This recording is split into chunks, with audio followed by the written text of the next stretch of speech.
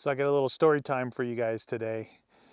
There's going to be no off-roading in this particular video, but I do have an interesting story with some sadness, some happiness, some excitement, all the adjectives you can think of.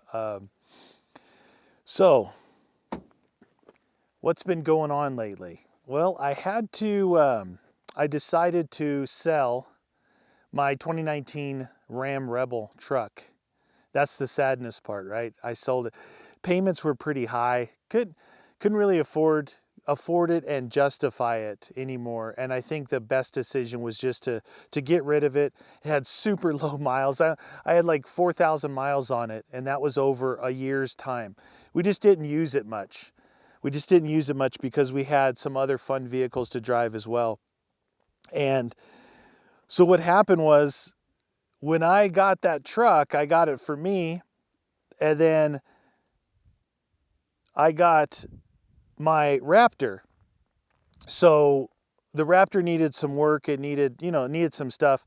So then my girlfriend took over the Rebel. So that was her truck. And so I lost that truck right away, and it was beautiful inside. It was amazing. The nicest truck I've ever had. So she took that truck over. Then I picked up this Land Cruiser as a budget build. And as soon as I got this thing, she started driving this daily, because obviously the truck is harder to drive around when you're going to different places and parking lots. She loves this thing. She drives it all the time. So I almost like lost my Land Cruiser. It's crazy. I know, it's crazy. So she took over my Land Cruiser. She took over my truck. Now, I was going to do a budget build on this, and it's funny because what I did was I ended up getting the wheels and tires I put on here, and I love this setup. And I'm going to go in another video in detail about this, because you'll see it'll be important later on. But this wheel and tire combo it's so good. It's so good, and it's a lot different than what most people do. So I was going to do a budget build on this. And when I say budget build, I mean, I'm not starting off with a $50,000, $60,000 vehicle and then putting all these mods on it. This is sub $10,000 builds. Right now, the way this thing sits, I have less than $10,000 into this for the vehicle, the wheels and tires. Now, like I said, I was going to do a build on it, bumpers, all this stuff, but I'm not going to, because I love the way this thing is working as it is right here. It's perfect. It's super comfortable on road, right? Driving around, it's perfect. And off-road, it's so capable, it's ridiculous. This is a 2006 Land Cruiser. And it's unbelievable. And I don't want to change anything about it. I don't want to put a roof rack on it. I don't want to put bumpers, a tire carrier, none of that. I go off-roading in this thing and I have a blast. I throw everything in there. My dog, Buck, loves getting in the back here. So I have all that room. I don't have boxes and drawers and fridges. He gets in there and we have a great time. All that being said, because she took over this, it made it worse, because I sold the Ram. We both agreed, it was the right thing to do for financial reasons. So we sold that just this week. Just this week we did that. Now I'm thinking, oh my God, I'm going to lose this, and possibly she's going to be driving my Raptor now. Now, what am I going to have? Nothing. So I went and did something crazy. And I'm going to do a budget build, another budget build for her specifically. So I can have my precious old Land Cruiser with 303,000 miles on it. There's a reason these are budget builds. These are expensive vehicles unless you get an old one, 2006, high mileage, 303,000 miles on it. This thing runs perfect. Just so I knew myself, all I did to this was I put a new water pump and timing belt on, because that's what you're supposed to do to Toyotas, right? That's what I'm told. This is my first Toyota. So I did that, wheels and tires, I'm good. This thing's done. I'm going to do another budget build, sub $10,000, hopefully. It might go a little over, because I do plan on doing the bumpers and all that stuff for this one, because I think it looks really cool. And I'm going to show you what that vehicle is right now. All right, you guys, so this is the Lexus GX 470. That's what I ended up getting. This is, I know you're like, oh, that looks really good, but This is a 2007. It's an old, you know, almost 15 years old, 2007. It's got 160,000 miles on it. It's the most basic platform of this. Now, even the most basic comes with all the funky stuff on the inside, but there's no navigation on this. The suspension is completely shot, which is a good thing. The tires are shot, which doesn't matter because wheels and tires change, but the suspension is not good. And that saved me money because anyone looking to buy this as a luxury car is not going to buy this one. But anyone buying this as an overland or off-road vehicle, it's great because you save all that money. So no nav, there's some warning lights on and stuff that I have to go through.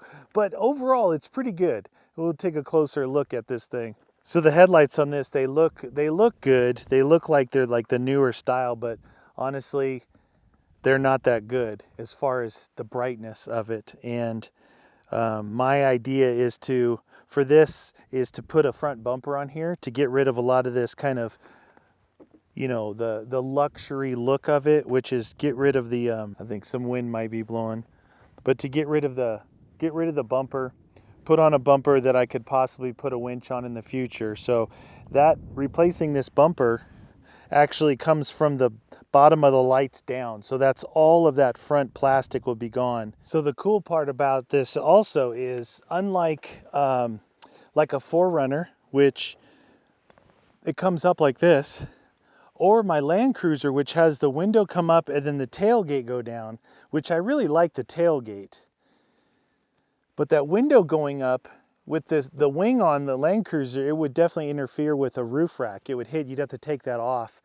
This opening sideways makes it a lot easier if you're running a roof rack with like a 270-degree awning that comes around the back. It's not going to interfere at all. You don't gain any height when you open up your door. Possibly like a little table here, like I have on the Jeep. That would be cool. The other thing is, when you're loading groceries, you can walk right up to here and set them in here. When the tailgate is down, you have to reach over that. So that was something I was told could be a problem. So this fixes that as well. So the interesting thing about this is this thing is like a baby Land Cruiser, all right? So the LX 470 is a Land Cruiser just with Lexus badging and, you know, the fancy stuff inside. The GX 470, which is what this is, it's like a Toyota Prado, which is sold outside the United States. And I think it's called the Land Cruiser Prado, which is a little bit smaller version of the Land Cruiser, which is what this is. So it is a baby Land Cruiser. And I'm hoping that it has the capabilities that the Land Cruiser has. I mean, as far as how good it is off-road. And from my research, I'm told it's just as good, right? V8 engine, super powerful in this. It's got some real pep to it. I think it's a little bit lighter and a little bit smaller. It's a little bit narrower, shorter, everything than Land Cruiser. Basically the same engine in it. So it's the power in the engine is really good. What else? The options for this thing, basically suspension-wise, the Land Cruiser, the 100 series Land Cruiser that I have is very hard to get. Even the wheels, I had to import them outside from the United States to get the right offset and everything that I wanted. For this uses the TRD Tacoma pattern, I believe. It's a six lug pattern. I've already looked up, you can get some methods, like the method NVs that I have on the Raptor. I can get that for this. Obviously a little bit different bolt pattern, but same wheels I could get for this, which is cool. So that's already opening up a bunch of options. The other thing is, I read when I went looking for suspensions, it said FJ Cruiser 2003 through 2009, which is 4th generation 4Runner, and this GX 470 share the same suspension components. So being an FJ Cruiser and a 4Runner, a whole generation of those, there's going to be a lot of options for suspension for this thing, which is really good. I mean, from your basic stuff like Iron Man, I mean, not basic, but you got Iron Man, you got Dobinsons, you got Old Man Emu, You've got Fox, King, Icon, Bilstein. There's a lot you can do.